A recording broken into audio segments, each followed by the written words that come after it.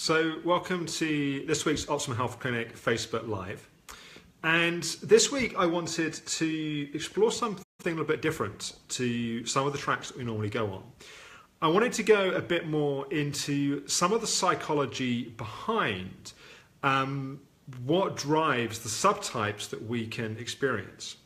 And this is obviously in the context of ME chronic fatigue fibromyalgia. Having said that, this is also something which relates much more beyond that. In fact, in a sense, what we're going to be talking about is what is the kind of crux or the core of the issue behind most of, at least psychological, human suffering. It's a kind of bold statement, really. And I think this is really crucial and important because one of the things that can happen sometimes is we can get so fixated on the recovery path and on all the pieces that are to do with being in a healing state, particularly from the psychology side, being in a healing state, our kind of pacing strategy, our kind of working with all the kind of complexity and the jigsaw pieces and everything else that's going on, that we can forget that there's a wider picture than just our healing from ME chronic fatigue and fibromyalgia. And specifically what's important about that is that as human beings, we have all kinds of dysfunction. I think I used last week for the first time one of these Facebook Lives the phrase of being a normal neurotic. So in some ways what I'm getting into here is an extension of that concept of what creates a normal neurotic, or what are the drives and the impulses underneath being a normal neurotic. And so I wanted to explore why do we do things like being an achiever? Why do we do patterns like being a helper? Why do we have anxiety patterns in ME chronic fatigue and fibromyalgia? And just to put a tiny bit of I think we've done some Facebook Lives on some of those, and we'll do more of that. But just put a tiny bit of context around that. Helper pattern is where we're constantly placing other people's needs as being more important than our own. So we could be completely in a crash state and feel like all we need to do is rest, and then take phone calls from friends and family having a difficult time and ignore our own needs. And the continuation of that pattern can be one of the factors that causes us to burn out in the first place. Or we can have achiever pattern where we're always driving ourselves to do and be more. It's like we're defining our self-worth by how much we do and how much we achieve. So even when our body needs rest and healing, our tendency is towards driving ourselves beyond where we are. And the anxiety pattern is where we have the tendency towards lots of mental busyness and trying to create a sense of being okay and being safe by running through all the scenarios, all the problems many, many times. So why do we do this? Like, what is the psychological structure that sits underneath this? So fundamentally, what that is there is a place inside of us which feels deficient, that doesn't feel that we are enough as we are.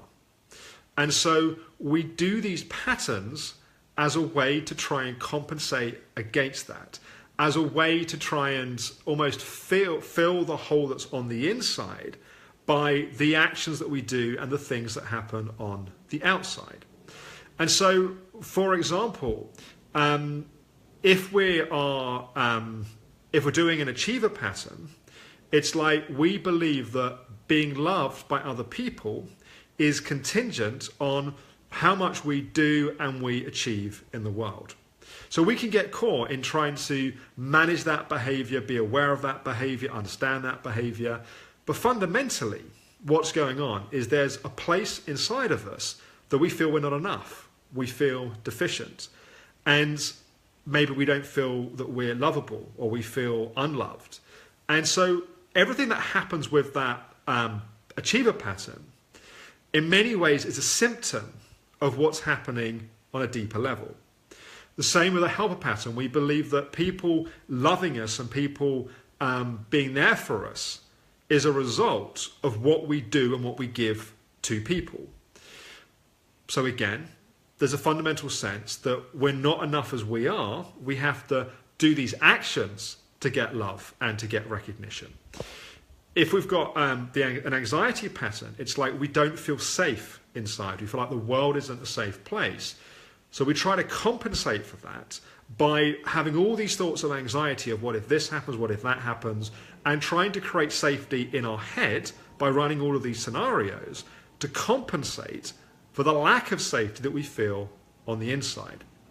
And if we step outside of ME, chronic fatigue, fibromyalgia, and we look at wider society, of course you see this all the time.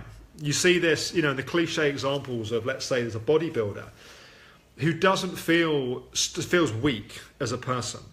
And so, I don't mean physically weak in terms of energy, but they feel weak in terms of psychological kind of strength. And so they compensate that by endless kind of bulging of muscles and training of their body to look strong to the world, to compensate for the sense that they don't feel strong and they feel weak. Or we take the example of someone who, is a billionaire, and they still don't feel a sense of being financially abundant and it's enough. Because somewhere inside, they don't feel enough. Or you take the example of someone that is, got, kind of slaves away endlessly to get a PhD in or a doctorate in a subject that they don't really care about, because they feel if they get that qualification, then they'll feel enough, then they'll feel intelligent. But here's the problem. If the deficiency or the hole, or if the problem exists on the inside, there is nothing on the outside that will ever fix the problem. What can happen is we can spend our entire lifetime trying to chase all of this stuff. We think if I just get to that point, then I'll feel successful. Or if I could just have that relationship, then I'll feel loved. Or if I could just have that sense of safety, then I would be okay. The problem is we get so consumed by the journey towards trying to achieve and get those things that we lose sight of the fact that we're running down the wrong path. And actually one of the things that could be most destabilizing to human beings is they get all the things that they think are going to make them feel they're going to fix that feeling on the inside. And then they get those things and they don't feel any better. And that really can cause major destabilization for people, because it's like there's this utter hopelessness that I've achieved all these things that I thought were going to make me feel this way, and it doesn't work. It doesn't make me feel that way. So, there are many different manifestations of this. There are manifestations of that we're driven by a sense of trying to be seen as intelligent, or we're trying to be seen as being sensitive, or being strong, or being powerful, or being kind, or being generous. Whatever it is, whatever our story or our pattern is of how we've been trying to be seen by the world. But somehow, they're, in a sense, they're strands, or they're branches of the same central trunk. And that same central trunk is something along the lines of feeling unlovable, feeling not enough, feeling just fundamentally deficient in whatever it is that we feel we need to feel whole, or to feel like we are a loved, whole, complete human being. And so this is, to use a technical term, it's a pickle. It's like, what do you do about this? It's like, you see that much of the world is being, and in fact, in many ways, history has been punctuated, often actually by male dysfunction, of trying to satisfy a sense of feeling not enough by getting enough outside, be that enough power, enough control, enough of your ideas being forced on other people. So what do we do about this? Well, this is obviously a huge subject, and it's a subject that a lot of psychological work, a lot of spiritual work, a lot of self-development work attempts to work with. And I certainly don't make any claims that I'm going to answer all of that in a couple of minutes. But I think one of the pieces, which I think for a lot of people is extremely effective and helpful, is looking at the relationship that we have to our own sense of not feeling enough. Like, how do we meet our own feelings? How do we meet our own emotions? When we feel a sense of being unlovable, or feeling silly, or feeling stupid, or feeling sad, What do we do about that? Most of what we will do is we'll ignore it, or we'll reject it, or we'll judge ourselves for it, or we'll push it away, or we'll hide it. And that reinforces and perpetuates the whole cycle of what's going on. So one of the most powerful things that we can do is look at our relationship to our own inner world. So if, for example, a feeling of being unlovable comes up, we have a feeling inside of us that we just feel that we're unlovable.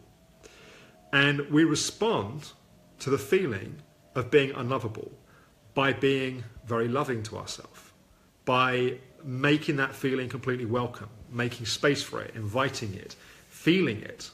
Like the way that if we had a small child that was feeling unloved or feeling sad, we wouldn't try and fix it and solve a problem. We would just love them and nurture them and be there for them. If we're there for ourselves in that way, in a very strange way, we are giving ourselves the thing that we most need. And in giving ourselves the thing that we most need, something amazing happens. We actually start to feel love. We start to feel a sense of being enough. We start to feel a sense of being accepted. So in a strange way, the kind of breakthrough with all of this stuff of trying to feel better by what we get in the world, by being an achiever, by being a helper, by running anxiety patterns, begins at least with looking at our own relationship to our own emotions and our own feelings.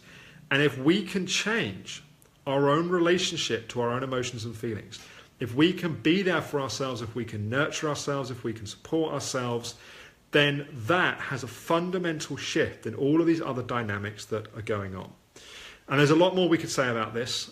This is a whole big kind of piece. But I think the starting point is looking at how do you relate to yourself? How do you relate to your feelings? How do you relate to your emotions?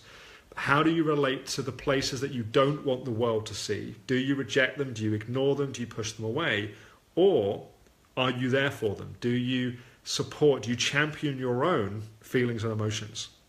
So maybe put comments around if that's been helpful, useful. If it has been, then we can do another Facebook Live maybe in a few weeks going more into this about how you actually do that. But what would be interesting to start with would be to see, do people identify with a problem? Like, is this something that's resonating for you guys? And if it is, then please comment, let me know.